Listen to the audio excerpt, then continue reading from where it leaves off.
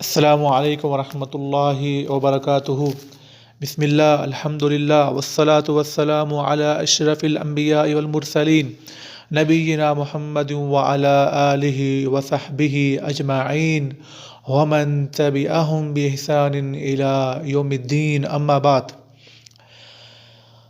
جیسا کہ ہم نے اپنے پچھلے بیان میں کہا تھا کہ انسانوں کے گمراہ ہونے کا سبب نیک لوگوں کو ان کے مقام سے، ان کی شان سے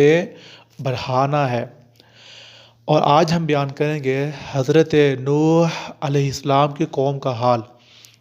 کہ حضرت نوح اللہ کے نبی تھے۔ جب انہوں نے اپنی قوم کو عقیدہ توحید کی دعوت دی تو ان کی قوم نے کہا کہ اپنے معبودوں کو مت چھوڑنا، اور کہا کہ مت چھوڑنا کس کو؟ ود کو، سوا کو، یغوث کو، یعوق کو، اور مت چھوڑنا نصر کو، کہ یہ ان کے قوم کے نیک لوگ تھے، یہ ان کے قوم میں سے اللہ کے ولی تھے۔ اور جب یہ فوت ہو گئے تو شیطان نے ان کے ذہنوں میں یہ بات ڈالی، ان سے کہا کہ تم جو ہے ان کی تصویریں بنا کر اپنے پاس رکھ لو تاکہ تمہیں یہ نیک لوگ یاد رہیں اور تم جو ہے ان کو دیکھ کے اللہ کی عبادت کر سکو۔ پھر ان کے بعد جو لوگ آئے تو شیطان انہیں کہا کہ جو تمہارے بڑے لوگ تھے وہ تو ان کی پوجا کرتے تھے، تو انہوں نے ان نیک لوگوں کی تصاویر کی عبادت شروع کر دی اللہ کے علاوہ۔ تو اس طرح سے بت پرستی کا آغاز ہوا،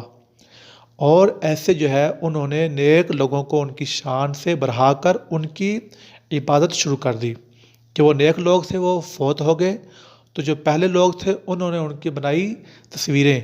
پھر جو ان کے بعد آئے انہوں نے ان کی شروع کر دی عبادت اللہ کے سوا، اور یہ ہے شرک، اور یہ ہے ان کو ان کے مقام سے جو ہے بڑھا دینا۔ اور اسلام نے، اللہ رب العزت ہمیں سے جو ہے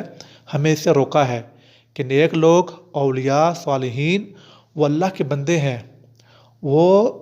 اللہ کے بندے ہیں، جب وہ فوت ہو جائیں تو وہ اللہ کے پاس پہنچ گئے، اب ان کی عبادت کرنا، اللہ کے سوا ان کو جو ہے پکارنا یہ حرام ہے اور یہ شرک ہے۔ ھذا ما عندی واللہ اعلم بالصواب۔ السلام علیکم ورحمۃ اللہ وبرکاتہ۔